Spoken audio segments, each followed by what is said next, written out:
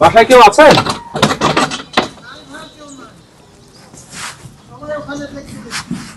আপনারা জানেন আমাদের রাজশাহী জেলার তানোর উপজেলাতে খুবই হৃদয় বিদারক একটা ঘটনা ঘটে গিয়েছে।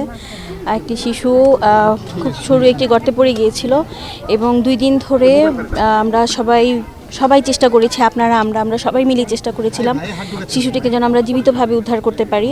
ফায়ার সার্ভিস ছিল এবং ফায়ার সার্ভিস যখন বলল তাদের কাছে পর্যাপ্ত ইকুইপমেন্ট ছিল না, এক্সকেভেটর প্রয়োজন। আপনারা জানেন সাথে সাথে আমরা তাৎক্ষণিক স্থানীয়ভাবে 2টা এক্সকেভেটর এবং রাজশাহী সিটি কর্পোরেশন থেকে একটি এক্সকেভেটর, মোট 3টা এক্সকেভেটর এসে উদ্ধার কাজ পরিচালনা করেছে। আমরা তারপরেও খুবই দুঃখজনক ব্যাপার যে আমরা শিশুটিকে উদ্ধার করতে পারলেও জীবিত উদ্ধার করতে পারিনি। আমাদের সর্বোচ্চ চেষ্টা ছিল যেন আমরা দ্রুততম সময়ে এবং শিশুটিকে জীবিত এবং অক্ষত অবস্থায় যেন উদ্ধার করতে পারি, কিন্তু আসলে আল্লাহর ফয়সালা তো আলাদা ছিল, আমরা বাচ্চাটাকে জীবিত উদ্ধার করতে পারিনি। আর এখন আমি আসলে এসেছিলাম আর কিছুই না, শুধু নিহত শিশুটির পরিবারের সাথে কিছুটা সময় কাটানোর জন্য। আসলে তো সান্ত্বনার কোনো ভাষা তো আসলে নাই, তারপরেও তাদের কষ্টটা যেন আমরাও ভাগ করে নিতে পারি, সেজন্যই শুধু আশা। পরিবারের পক্ষ থেকে যদি আবেদন করে, আমি এটাও কথা বলেছি, যেহেতু এটা বললাম যে এই ক্ষেত্রে এটাই সর্বোচ্চ, তো পরিবারের পক্ষ থেকে যদি আরও আবেদন করে আমরা অবশ্যই সেটাকে খুবই সদয়ভাবে এবং খুবই পজিটিভভাবে দেখে সেটার জন্য আমরা সর্বোচ্চ চেষ্টা করব। পালাই গেছে, তুমি দেখেছো?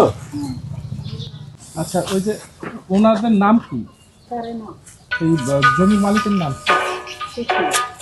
উনি নাই?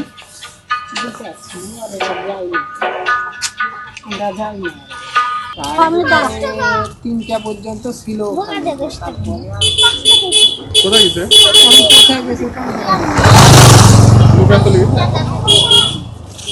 আমরা ওটা বলতে পারছি না, কিন্তু কাল ছিল ওখানে, দিয়ে উনি শুদ্ধ বললো, নাহলে ভিতু টিপু দিয়ে খাওয়া হচ্ছে ভালো এরকম বলছিল। কিন্তু আসলে পরে তো ফায়ার সার্ভিসের আসলো, আসার পরে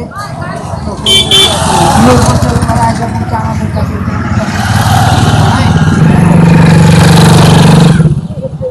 আবার নিয়ে আসে ছোট ভিতু, তারপরে নিয়ে আসার সময় এই ভিতু হবে না, বড় ভিতু লাগবে। বড় ভিতু নিয়ে আসলো রাজশাহী থেকে, আমাদের 2টার দিকে 1টার দিকে, এই তো এইভাবে। ইনি কোথায় গেল? তিনি এখন কোথায় গেল কেন করে বলবো, এখন দেশে আছে কিনা, এখন দেশের বাইরে ছিল কেন করে বলবো।